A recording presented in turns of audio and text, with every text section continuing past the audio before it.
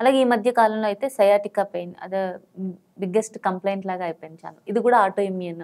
మీకు ఇప్పుడు lumbar region లో షియాటిక్ నర్వ్ ఉంటుందండి. ఆ లంబార్ రీజన్ లో షియాటిక్ నర్వ్ కంప్రెస్ అయినప్పుడు అది through out the nerve course అంటే కిందికి బటక్స్ ద్వారా కానీ బటక్స్ నుండి ఇటు థైస్ వరకు త్రూ అవుట్ ద లెగ్ అది పాస్ అవుతుంది. అది సివియారిటీని బట్టి దాన్ని ఇప్పుడు ఎర్లీగా డిటెక్షన్ చేసుకొని ఎర్లీగా ట్రీట్మెంట్ చేసుకున్నాను అనుకోండి, అది సివియారిటీ తగ్గుతుంది. కొంతమందికి ఏంటంటే నమ్నెస్ రావడం, టింగ్లింగ్ సెన్సేషన్ రావడం పెయిన్ తో పాటు, అది సివియర్ కేసెస్ లో మనం చూస్తూ ఉంటాం. అవి షియాటికా కండిషన్ అంటారు. ఆ షియాటికా కండిషన్ కి ఫిజియోథెరపీలో మంచి ట్రీట్మెంట్ ఉంది. మీకు దాని కోర్స్ ఉంటుందంట. అంటే ఏంటంటే మెయిన్ డయాగ్నోసిస్ ట్రీట్మెంట్ చేసేదానికంటే ఫస్ట్ డయాగ్నోసిస్ చేయాలి. డయాగ్నోసిస్ కరెక్ట్గా చేసినప్పుడు దాని సింప్టమాటిక్ ట్రీట్మెంట్ మనం అందించడానికి ఆస్కారం ఉంటుంది.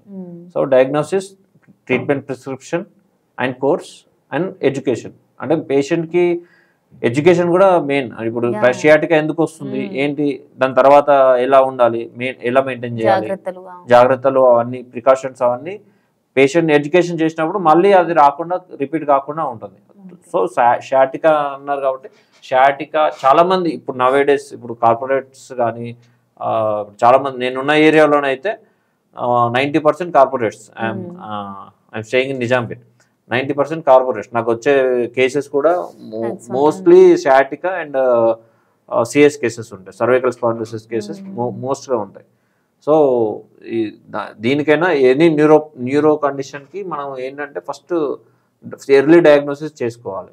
కొంతమంది ఏంటంటే షియాటికా పెయిన్ కానీ సిఎస్ కానీ వాళ్ళకి ఏంటంటే వాళ్ళకి ఫస్ట్ డిస్కంఫర్ట్ నుండి స్టార్ట్ అవుతుంది. ఆ డిస్కంఫర్ట్ లెవెల్లోనే దీన్ని డిటెక్ట్ చేసి మా దగ్గర వస్తే కనుక అది ఎర్లీగా మేము తగ్గించడానికి మాకు కూడా మంచి ట్రీట్మెంట్ ప్రొసీజర్స్ ఉన్నాయి.